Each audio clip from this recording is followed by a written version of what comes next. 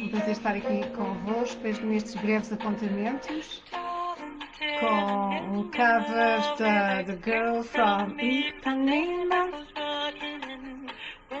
da magnífica Arpe Alto. Bom, vamos lá. Bem-vindos. Adoro. Vamos então a estes breves apontamentos sobre este tema tão profundo. E naturalmente que não posso deixar de partilhar também que vamos começar hoje mesmo o nosso módulo de relacionamentos no mapa astral, segredos de sedução. Então, naturalmente vamos falar das sinastrias, sinastrias são mapas comparados entre duas pessoas, entre dois estados, entre whatever, o que quer que seja que tenha existência neste plano, pode ser estudado comparadamente, através da sinastria. Claro que nós já temos um módulo dedicado a Vênus, as 12 formas de amar, falámos naturalmente da polaridade Vênus-Marte, Vênus, os afetos, como amamos, como queremos ser amados, como a qualidade que as pessoas precisam de ter para estar na nossa vida, os valores pelos quais somos atraídos nas relações, no outro.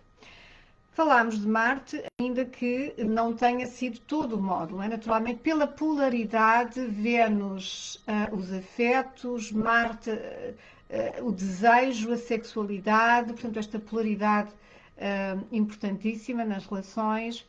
Vamos falar sobre o fenómeno projetivo, que é muito próprio do eixo casa 1, casa 7, portanto onde nós projetamos para o outro atributos que não vemos em nós, e naturalmente por isso dizemos que as relações são esse jogo de espelhos, não é? Em que o outro também nos espelha partes de nós, não, o outro não nos espelha tudo o que somos, isso não é possível, com certeza, mas nem tudo aquilo que o outro nos devolve é nosso. Assim como a mulher tem o seu ânimo, o seu lado masculino inconsciente, e o homem também o seu lado feminino inconsciente, a sua ânima, e o outro não é uma projeção dessa contraparte sexual inconsciente em nós, quer dizer, o outro não é uma projeção total, não é como se fosse aquela pessoa que está dentro de nós, fora de nós, tivesse um corpo, era assim. Não, são aspectos, são algumas características. Provavelmente nós vamos encontrar essas características numa míriade de pessoas significativas do sexo oposto na nossa vida. E aqui não vou entrar em relacionamentos, em aprofundamentos, relacionamentos entre pessoas do mesmo sexo. O que eu gosto sempre de dizer é que eu estou a falar também de energias e, portanto, em termos energéticos, nós temos feminino, masculino, cada um de nós, homens e mulheres, independentemente da nossa orientação sexual, e, portanto, todos nós temos essa polaridade, todos nós temos estas duas hormonas, todos nós temos estas duas formas de ser, todos nós temos cabeça e coração, e, portanto, todos nós temos uma Vênus e um Marte. Vamos falar, naturalmente, também de alguns aspectos bastante importantes enquanto indicadores de capacidade de durabilidade numa relação, de características da relação, que com certeza vamos ver na casa 7, que é a casa das relações que são chanceladas pela sociedade. Normalmente as relações que são passadas pelo papel, os casamentos.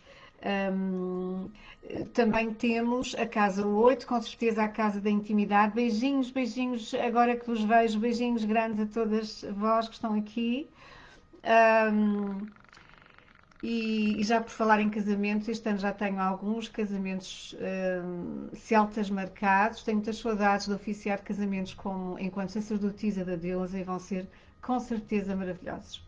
Depois darei mais notícias.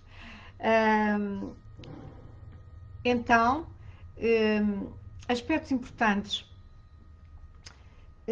Curiosamente, os nodos lunares, a cabeça e a cauda do dragão, indicam reencontros de alma, reencontros kármicos, sobretudo quando eles têm conjunções estreitas aos planetas pessoais.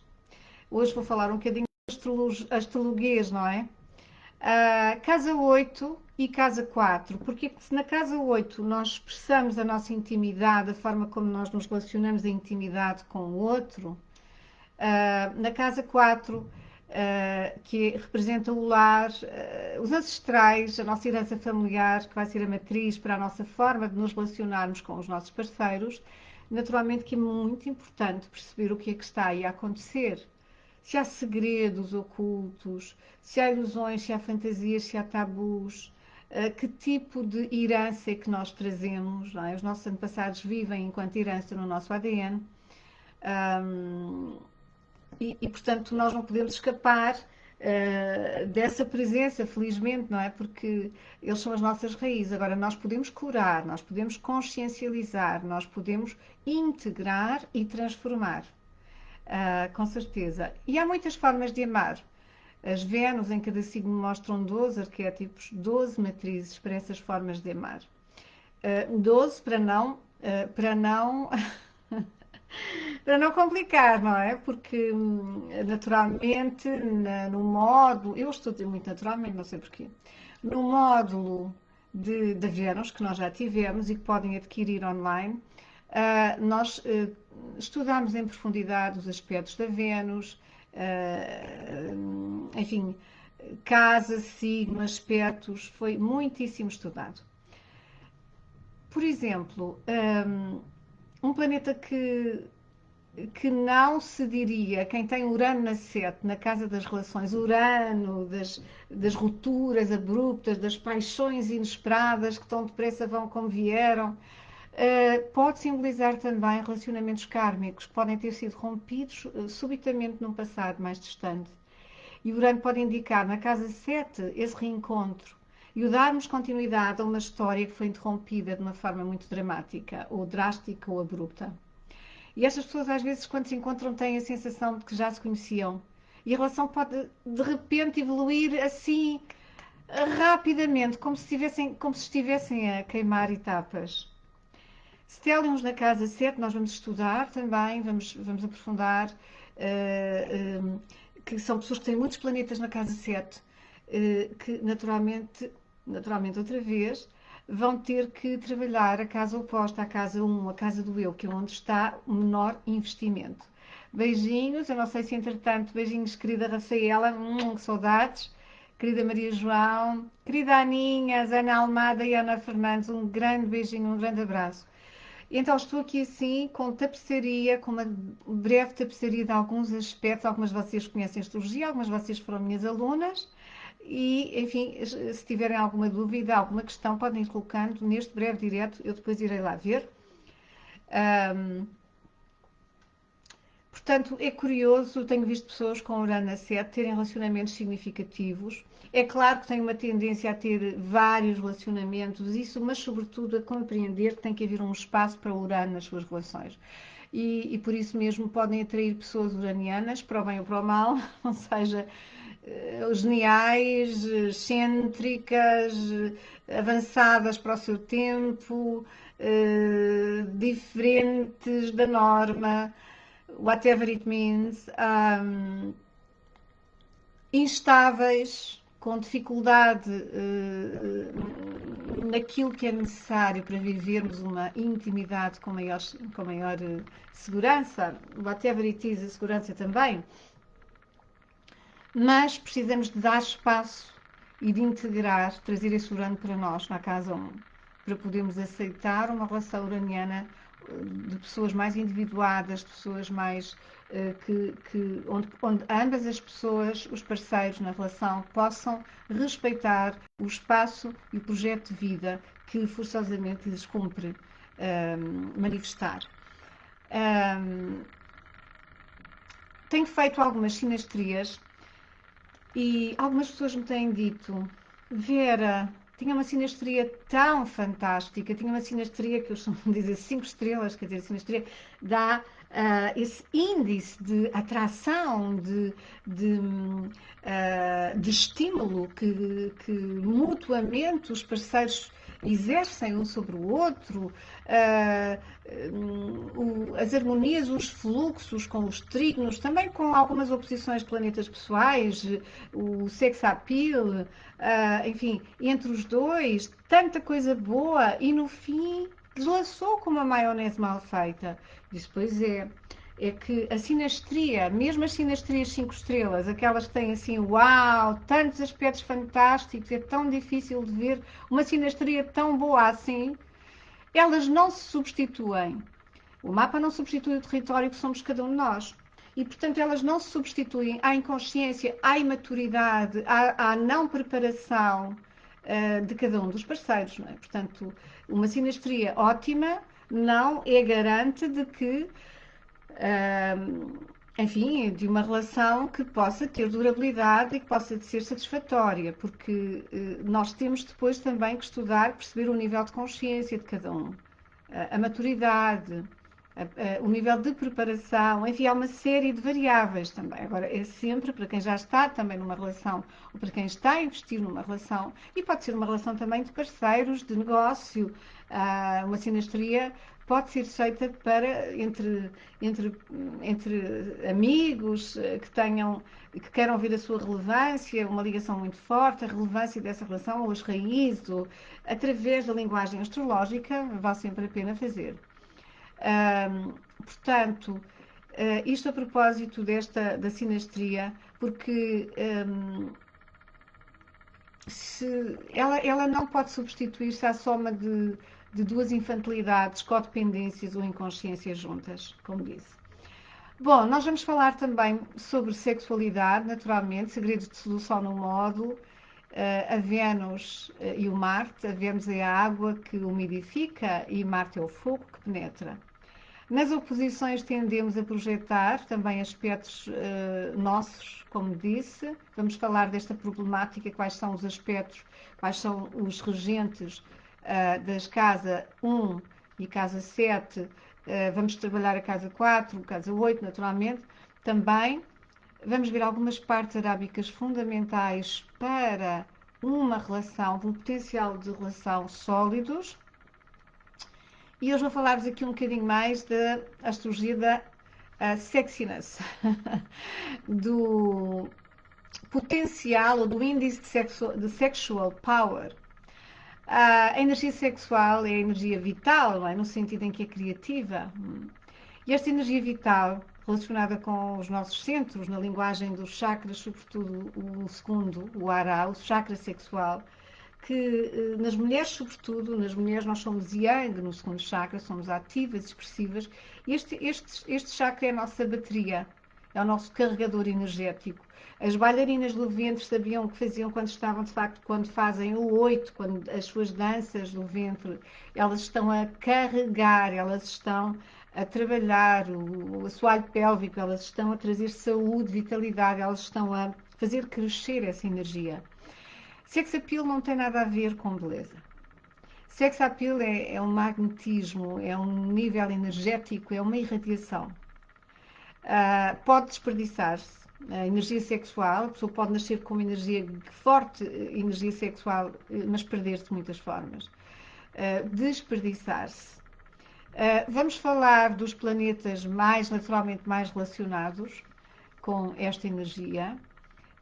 Eu vou só dizer aqui revelar, dizendo que vamos também falar sobre o Nó do Norte, porque é bastante importante. Porque Vênus, a forma como nós amamos e queremos ser amados, a sensualidade, a feminilidade, o magnetismo, o poder da atração, a Vênus é como o mel para as abelhas. E naturalmente que vamos estudar em profundidade o seu aspecto. Marte, que é a sexualidade, o ímpeto, a conquista, a imediata, o desejo ativado. Plutão, com certeza. Plutão é a oitava de Marte, os 1000 volts de potência que ativam o desejo. Então, por essa intensidade, pode atrair, a pessoa que tiver um Plutão forte no mapa, pode atrair ou ser atraído de uma forma obsessiva, compulsiva, na área relacional e sexual.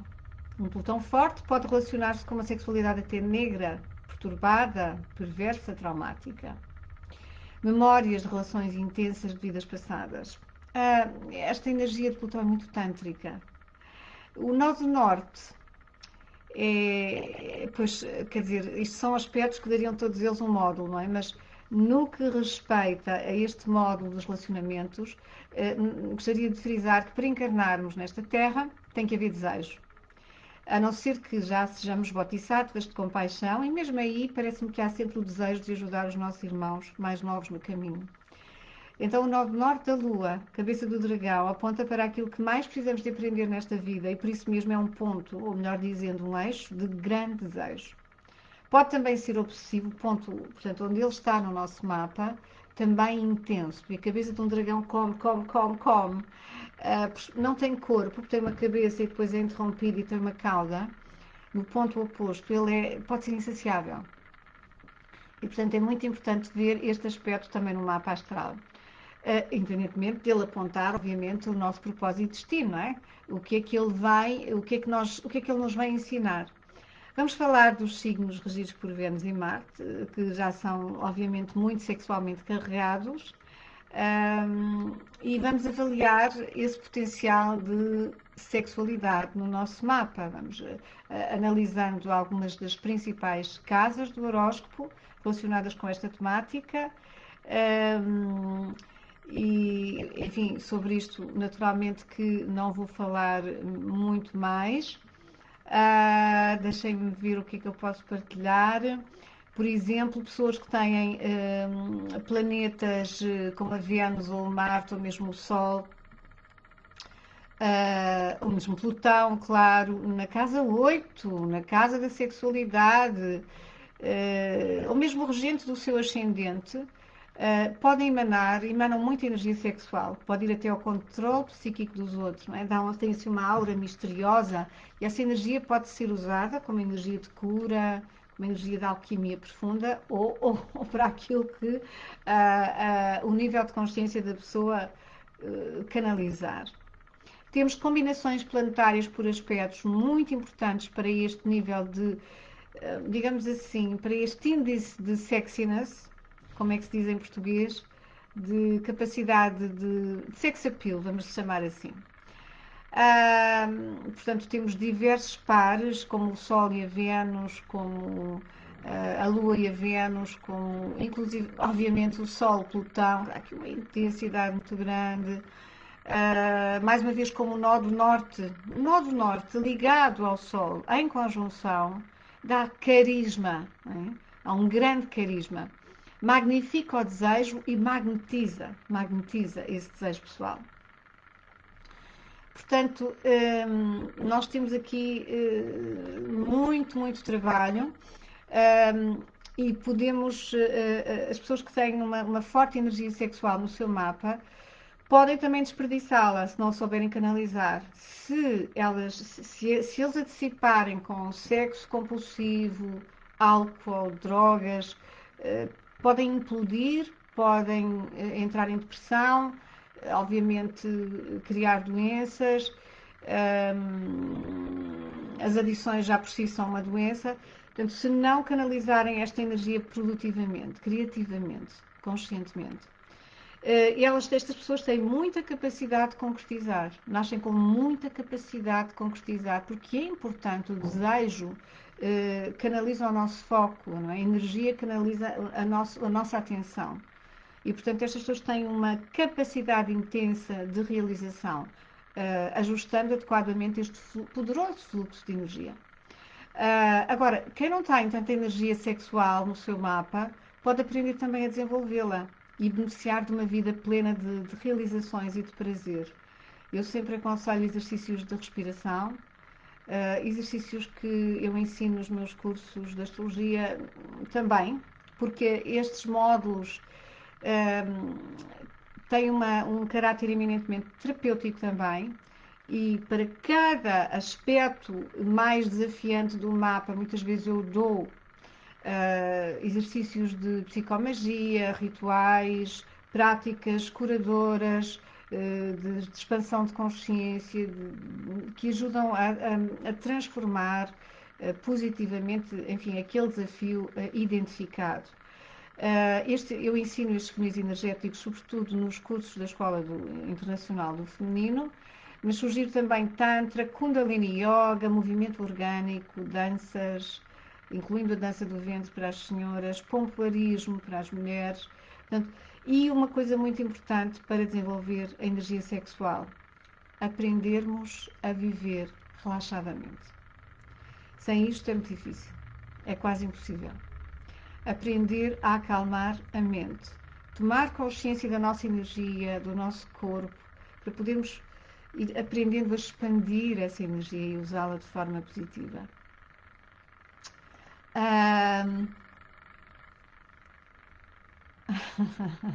Olá, beijinhos, querida Teresa, Marília.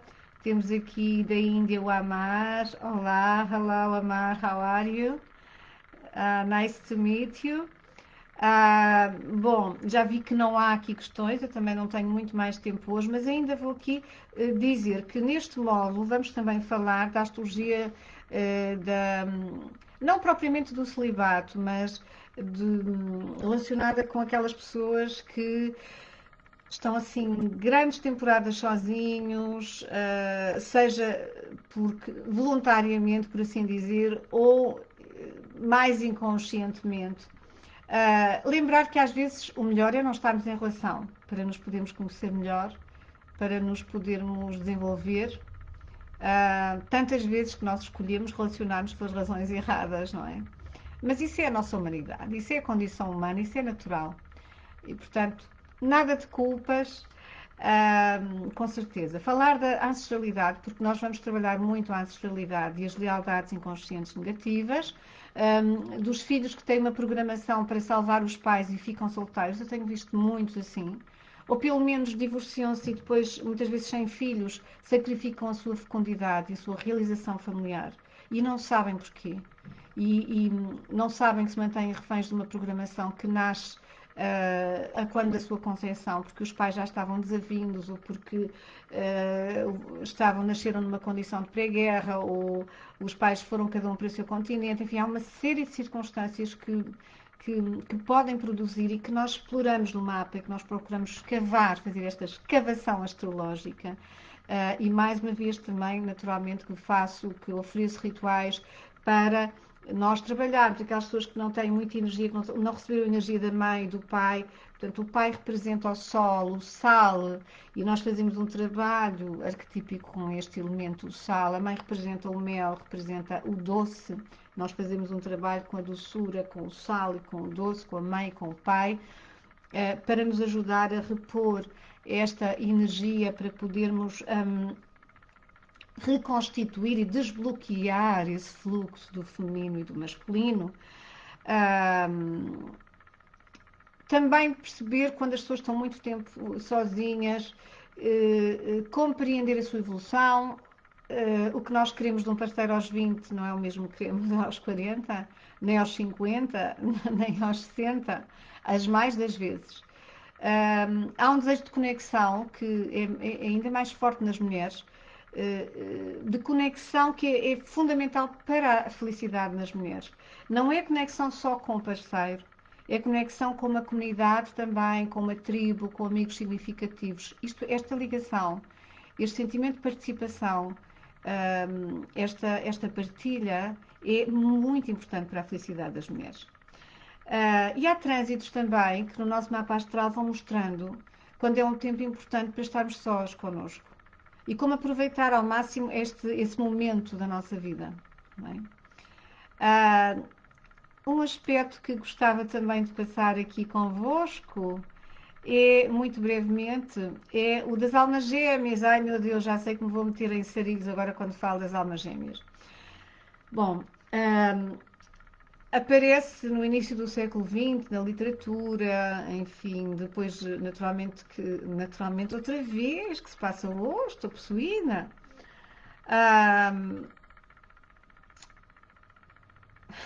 Agora perdi-me. Estava a falar das almas gêmeas, pois é. é uma doutrina muito cor-de-rosa, aquela que ficou popularizada pelos mídia, pelos soap operas, pelas telenovelas, pelas revistas, e depois, claro, na música, na literatura. Esta questão das almas gêmeas tem dado muita confusão e muito sofrimento, do meu ponto de vista. Uma das doutrinas mais antigas, ou dos ensinamentos mais antigos, dos corpos de ensinamento mais antigos que eu conheço, é o da Cabala judaica e do judaísmo em geral, onde se falam das almas gêmeas. Perdão, das almas, da mónada. Agora, enquanto centelhas divinas que partilharão de uma mesma essência, mas que podem ser múltiplas. Podem ser múltiplas e provavelmente, na minha convicção, são múltiplas.